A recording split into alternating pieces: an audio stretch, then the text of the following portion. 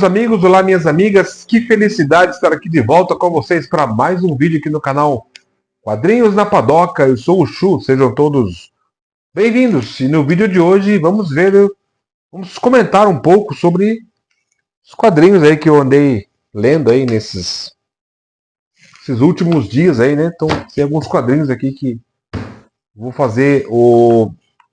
mostrar o que eu andei lendo e fazer breves comentários aí com vocês. Beleza, pessoal?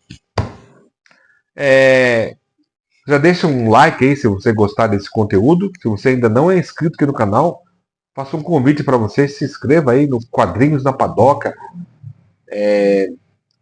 No momento em que eu estou gravando este vídeo, falta muito pouco para a gente atingir a meta dos 1000 inscritos. Valeu, pessoal! Valeu de montão mesmo, hein? E é isso então. Se você gostar do conteúdo, se inscreva, deixa um like, comenta alguma coisa aí.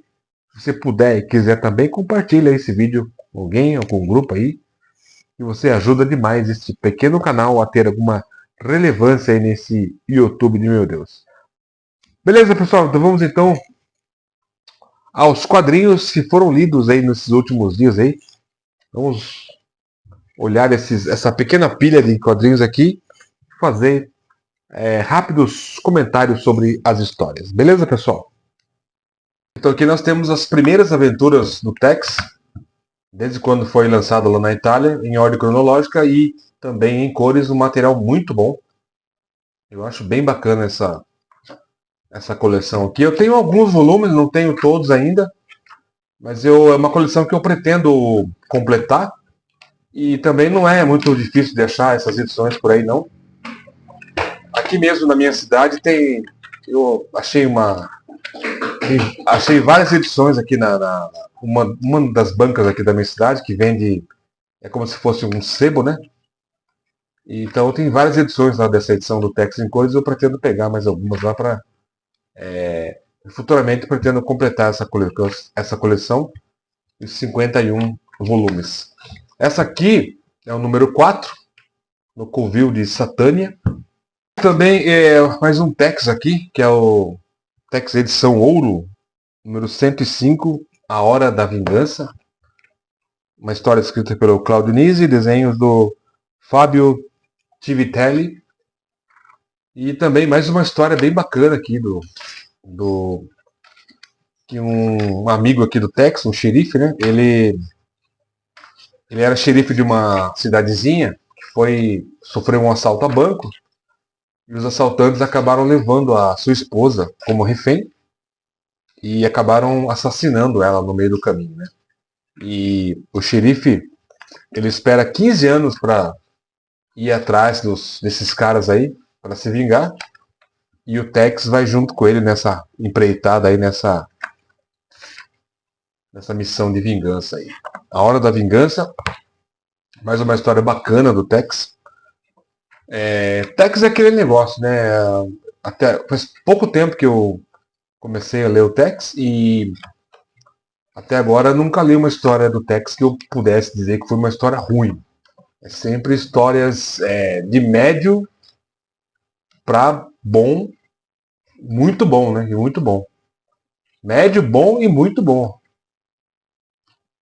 Então, essa aqui é mais uma história boa. Gostei dessa história também aqui, bem bacana. Mais um Tex aí, edição Ouro. Vocês falaram um pouco da Mulher Maravilha. Mulher Maravilha. Vamos começar aqui com essa mensal, né? Que eu peguei. Peguei por causa de ser uma edição escrita pelo Tom King, né? Gostei aqui dessa história desse começo aqui, né? Dessa fase do Tom King. Sem contar que a arte é um espetáculo, né? A arte sensacional do... Vou dar uma olhada aqui. Quem é que desenha? Esqueci o nome do rapaz. Daniel Samperi. Daniel Samperi. Muito bom, o cara é muito bom. Arte sensacional. E a história também é bacana.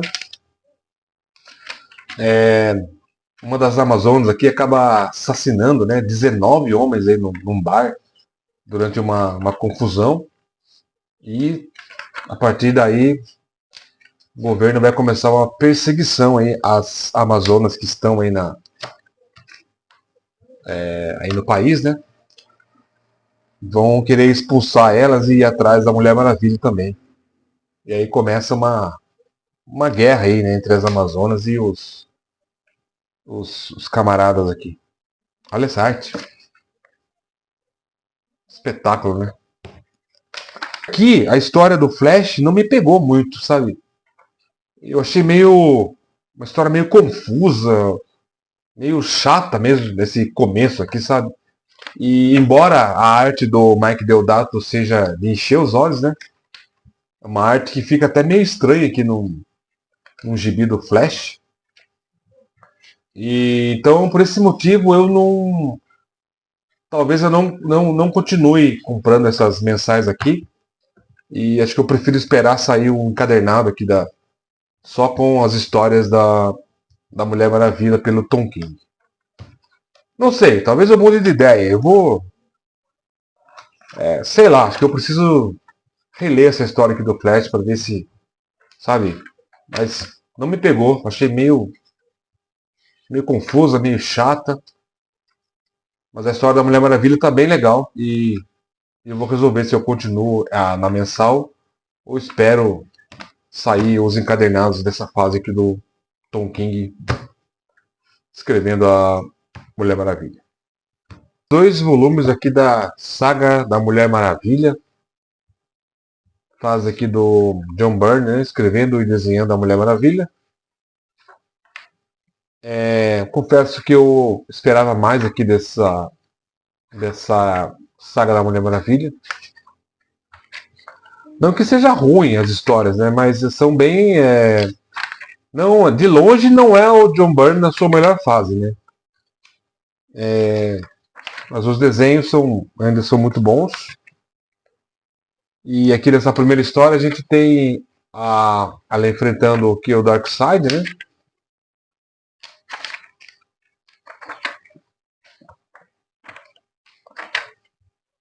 Mas eu achei muita pancadaria, muita porradaria para pouca história.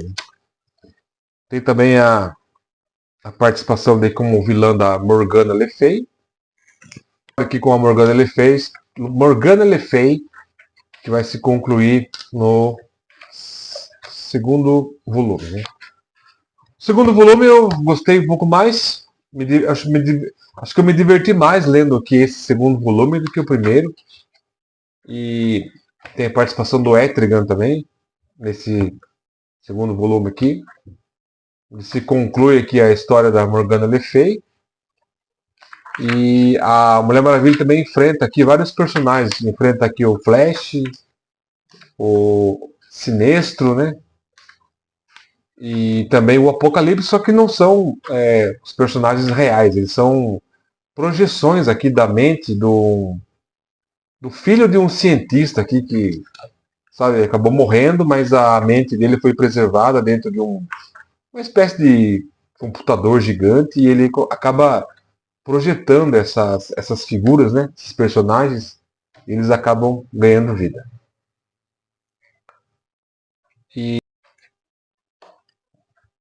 Enfim, me diverti mais lendo esse segundo volume. Eu achei que a leitura fluiu melhor aqui nesse segundo encadernado. E eu já peguei o terceiro e espero que as coisas vão melhorando com o passar aqui das edições. Né?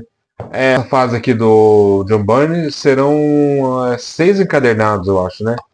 E a questão é saber o que a Panini vai lançar depois dessa fase aqui do John Byrne. Se ela vai parar no sexto encadernado ou vai continuar publicando outras fases. E outra questão é a fase do William Messner Lobbs, né? Será que a Panini vai ignorar essa fase do William Messner?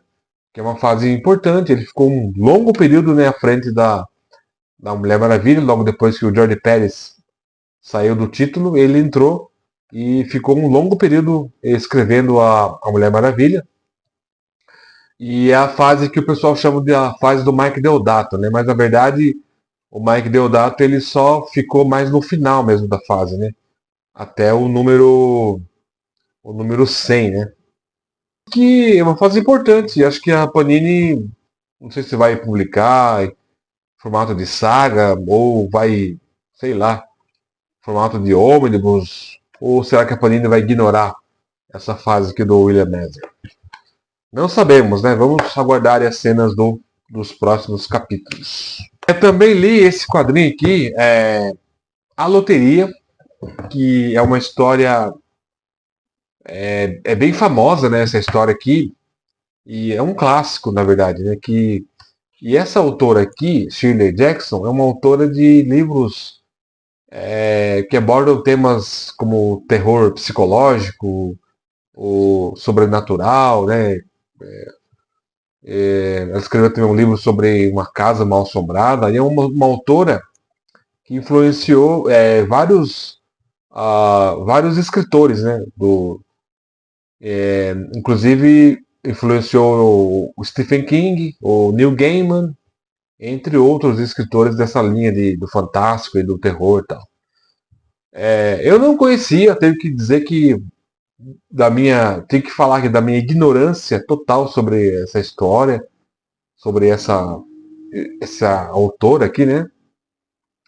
Que esse conto aqui, A Loteria, é um conto que foi publicado em 1948 na revista New Yorker, né? E é uma história, um conto que causou muita polêmica na época. A redação do jornal, da revista, recebeu muitas cartas de protesto dos leitores e tal. E causou muita polêmica, inclusive em alguns países ela foi banida, né? Foi banido esse conto aqui. E essa aqui é a adaptação em quadrinhos que foi feita pelo neto da Shirley Jackson, o Miles Hyman. E é uma história que eu andei pesquisando aí, ela já foi retratada em várias séries, desenhos, inclusive nos Simpsons. Teve retratação, teve representação aqui desse conto aqui, A Loteria. Eu confesso mais uma vez que eu não conhecia essa história. Confesso a minha total ignorância aqui sobre essa história. Inclusive é um conto que é estudado em escolas lá nos Estados Unidos. Em escolas, em universidades. Porque trata aqui, né, da natureza perversa, né, do ser humano, né? Do que o ser humano é capaz quando ele fica cego, né, por uma tradição, seja ela religiosa ou política, sabe, do que as pessoas são capazes quando estão influenciadas, né, então, por esse tipo de sentimento, né. Então aqui, eu não posso mostrar muito desse quadrinho, porque é um quadrinho meio curto. O conto é curto, né, o conto tem acho que 8 páginas, e é um quadrinho que eu não posso mostrar muito para não dar spoiler para vocês. Mas tem um desenho, uma arte que eu achei bem bacana, né, bonita. E a história se passa num uma pequena vila, né, um pequeno vilarejo com um pouco mais de 300 pessoas. E todo ano, durante a mudança das estações, né, na época da colheita, é realizado aqui um sorteio. Um sorteio entre os moradores aqui desse vilarejo. E só que o prêmio, né, entre aspas, o prêmio desse sorteio é uma coisa meio terrível, né, assim posso dizer. E que o ganhador, né, entre aspas, não vai ficar muito feliz não se ele for o sorteado, né, nessa loteria aqui. Enfim, é uma história que tem um final surpreendente, né, e o quadrinho aqui começa aqui com a preparação dessa loteria, tal, eles preparando os papéis aqui, né? Colocando os papéis aqui dentro de uma caixa, né? E aí tem um desses papéis é marcado aqui com um círculo preto, né? Então, e quem tirar esse papel com o círculo preto é o não vou nem falar o sortudo, né? É o azarado, né? O azarada que vai acabar pegando esse papel premiado, entre aspas, né? Todo dia 27 de junho de cada ano é realizado esse sorteio aqui nesse pequeno vilarejo. Pessoal, então eu não posso falar mais nada sobre a história, porque senão vou acabar entregando a história. Só vou mostrar um negócio aqui. Ó, vejam bem essa guarda aqui, né? Essa guarda, essas flores aqui e tal. Bonita, né? E aí aqui na página, nessa outra, a guarda final aqui, né? Olha aqui. Estão vendo aqui? Esse sangue salpicado aqui? A história não acaba bem não. É uma edição da editora Darkside, né? E Darkside sempre faz um trabalho bonito demais, né? Nos seus quadrinhos aí. Uma edição bonita da Darkside. E uma escritora que morreu muito jovem, ela morreu com 48 anos. Porque ela era meio depressiva, sabe? Ela vivia isolada, não gostava de dar entrevista, não gostava de falar sobre as suas obras. Ela era uma personalidade bem complexa. Então ela acabou morrendo muito jovem, esta escritora Shirley Jackson.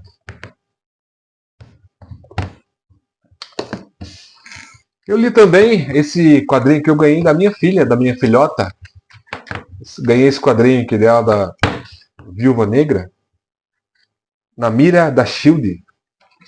Um quadrinho que é escrito pelo Mark Waid e desenhada pelo Chris Samney.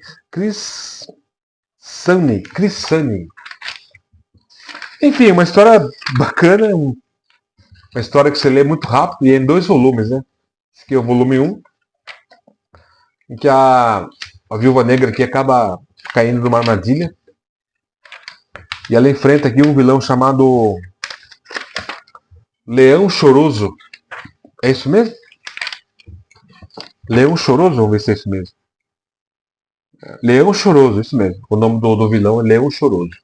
Ele é um fodão aqui, misterioso aqui, que tá por trás dessa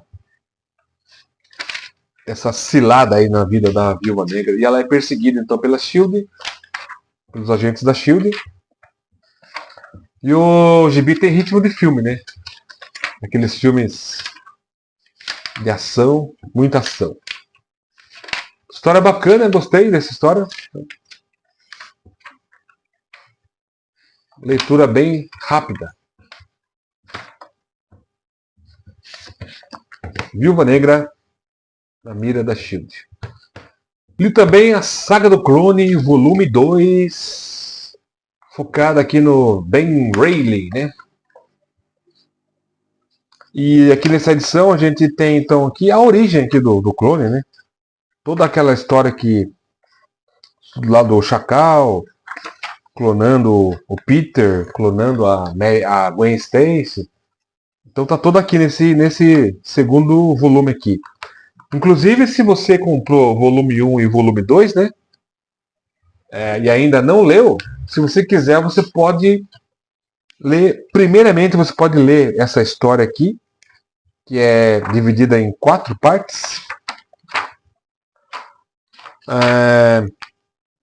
O Clone, parte 1, parte 2, parte 3 e parte 4. Então você pode ler essa história aqui, a origem aqui do Clone, que é em 4 partes.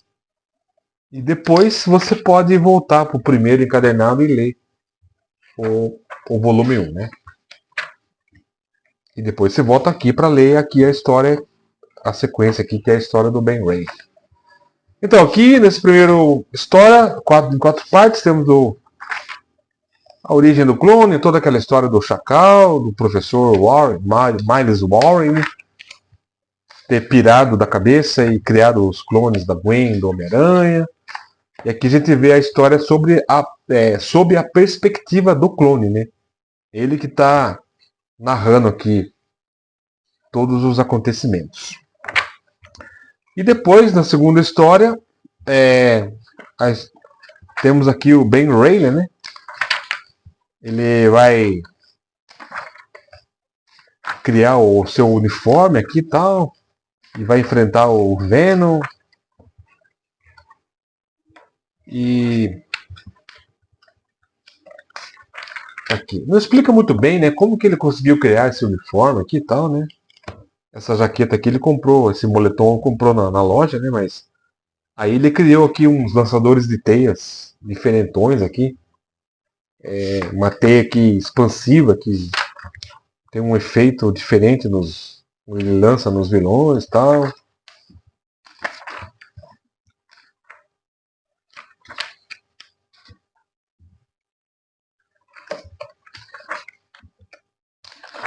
Enfim, uma história bacaninha, esse segundo volume aqui, mas eu resolvi que eu não vou continuar não com a saga do clone, porque, sei lá, acho que não é pra mim não, essa história aqui. E tem muito quadrinho legal, né? Muita coisa sendo lançada pela Panini, então a gente tem que realmente priorizar, né? O que a gente achou mais legal, mas que vale, na verdade, o que vale mais a pena pra gente, né? Então, eu acho que vou ficar por aqui na saga do clone, porque tem outras prioridades em se tratando aí de quadrinhos, né? Então, vou parando por aqui com a saga do clone, parar aqui nesse volume 2. Né? Quem sabe, né? Mais num futuro aí, no futuro próximo, aí eu não vou atrás dos outros volumes, mas por enquanto estou parando por aqui na gloriosa saga do clone. Muito está se falando sobre o Dylan Dog, né? Recentemente foi lançado um busão do Dylan Dog e tal. Então eu resolvi, para conhecer o personagem, que eu nunca li nada do Dylan Dog, né? Então eu resolvi pegar esses dois voluminhos aqui do Dylan Dog. Paguei baratinho lá no Mercado Livre. E esse aqui, o Marca Vermelha e Sob a Marca da Dor. Aqui é a história desse cara aqui, né, que ele matava, era um assassino de mulheres aí e tal, e acabou sendo preso e condenado e acabou morrendo, né, na prisão, só que aí ele reaparece, né? Diversos relatos e de testemunhas dizendo que ele voltou a matar as mulheres, né, outras mulheres. E então fica aquela dúvida, né? É um fantasma? É o que está acontecendo? Né? Só que tem um grande mistério, em torno desse cara aqui, que o Dylan Dog vai tentar desvendar, né? Ele realmente era o assassino ou ele era inocente? E tem toda uma trama complexa aqui por trás desse cara e dos assassinatos das mulheres. Uma história legal, bacana. E essa aqui também é uma boa história, que aqui o Dylan Dog, né, encontra uma moça aqui, juntamente com a sua mãe, essa moça aqui, que ela tem uma espécie de poder que ela consegue, quando ela toca assim nas pessoas, ela passa doenças para as pessoas. Ela, sabe? Então as pessoas contratam ela pra você tem um desafeto aí, por exemplo, um inimigo seu, você vai lá e contrata essa moça aqui, ela vai lá e toca na pessoa, e a pessoa acaba morrendo de alguma doença, então. Uma história bem interessante também, legal. Só não gostei muito dessa arte aqui,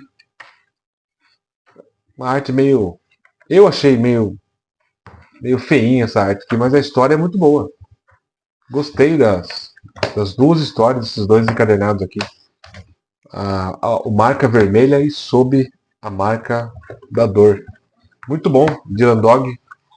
Gostei. Aprovado, né?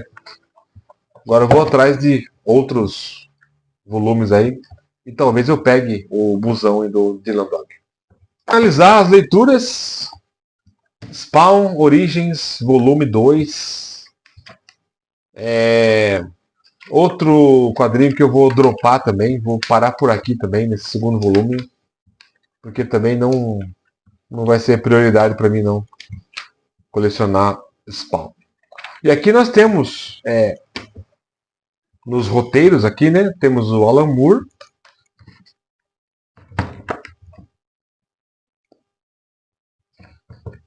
O Alan Moore, o Neil Gaiman, o Dave Sim e o Frank Miller escrevendo os roteiros das edições 9, 10, não, 8, 9, 10 e 11 do Spawn. Eu já vou adiantando que a melhor história desse encadernado aqui é essa primeira aqui que foi escrita pelo Alan Moore, que esse personagem aqui que é o Billy Kincaid, né, que foi morto pelo Spawn lá no primeiro encadernado, ele tá no inferno aqui, né? E ele é recrutado por esse demônio aqui para ser um soldado do inferno, uma cria do inferno, né? E ele vai passando aqui por todos os níveis aqui do inferno, pelos 9 níveis do inferno, né?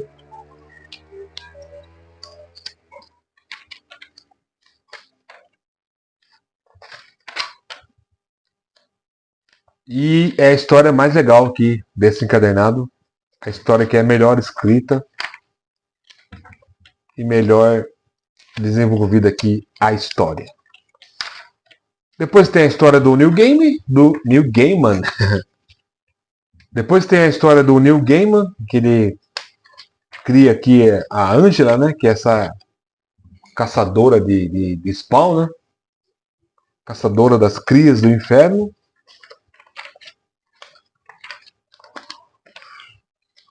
Depois nós temos a história que foi escrito aqui pelo Dave Sim, com seu personagem aqui, os Cérebros, né? E essa história que é a história polêmica que foi proibida durante muitos anos por causa de uma treta, né, que teve entre o Dave Sim e o Neil Gaiman, né? Aliás, entre o Dave Sim e o Todd McFarlane. História que nunca tinha sido publicada aqui no Brasil, porque quando foi lançado o Spawn, né, aqui no Brasil, essa história já estava proibida, foi proibida pelo Dave Sim de ser republicada, né? Então, essa história que nunca tinha chegado aqui no Brasil, então é a história que está sendo publicada aqui pela primeira vez. Dave Sim, ele é o criador aqui desse personagem aqui, o Cérebros, né? E ele conseguiu, apesar de ele ser um babaca, né? Ele conseguiu a façanha de publicar 300 edições desse personagem dele aqui de forma independente.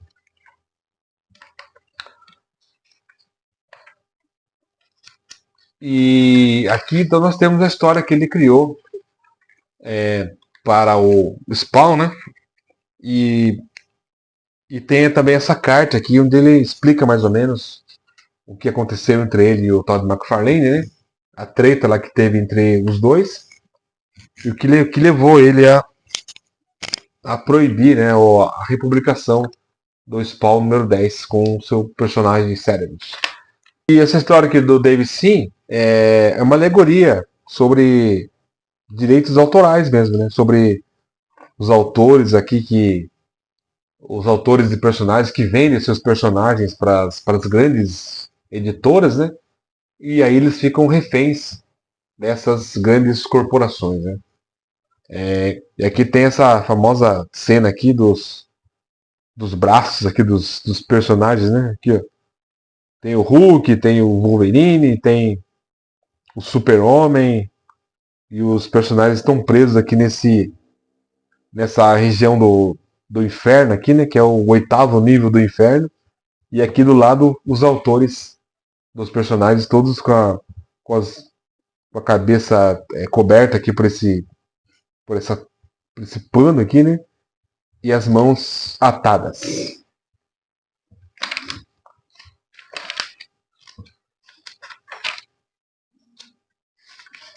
Uma história curiosa, curiosa.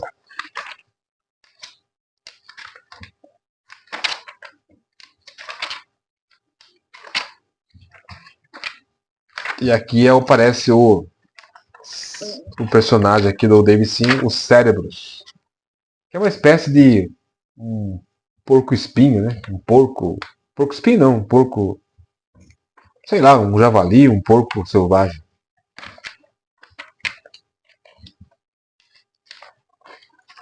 E depois tem a história aqui do Frank Miller,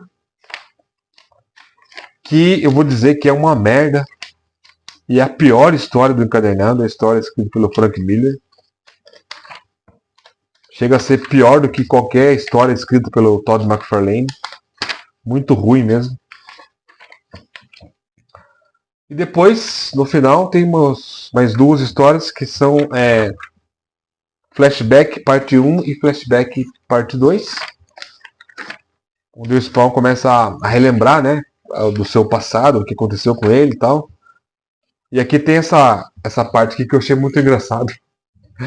Que eu dei muita risada com isso aqui, que ele começa a lembrar, né, do dia do casamento, que ele casou com a Wanda e tal. E daí começa a lembrar da avó dele, que é cega.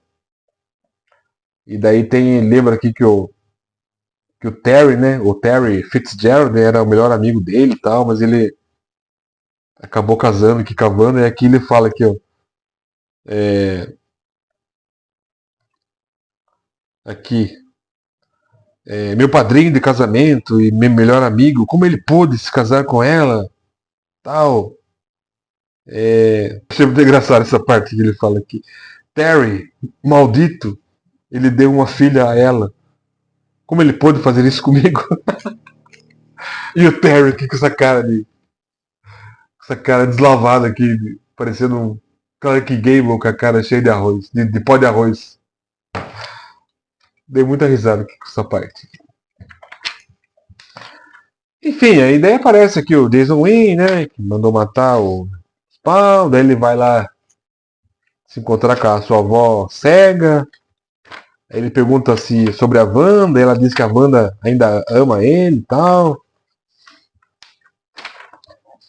Daí o Jason Wynn manda uns caras lá pra intimidar o Terry e tal, né? Ameaçar o Terry. E aqui ele lembra de quem foi o cara que assassinou ele, né? Que foi o Capela, né? E tem a participação aqui também do Young Blood nessa última história aqui.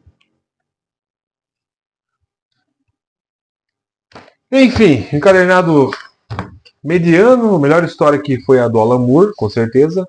A pior história do Frank Miller. E é isso. Spawn Origins Volume 2. Eu também vou parando por aqui, porque também o Spawn não vai ser prioridade para mim nas minhas leituras. Vou focar aí em outros quadrinhos que para mim são mais importantes aqui nesse momento, né? Então é isso, meus amigos e minhas amigas. Esse foi o vídeo de hoje. Espero que tenham gostado. Obrigado para você que ficou até o final. E é isso aí. Eu vou ficando por aqui. Se cuidem por aí, meus amigos e minhas amigas. Um forte abraço para todo mundo. Até o próximo vídeo. Tchau.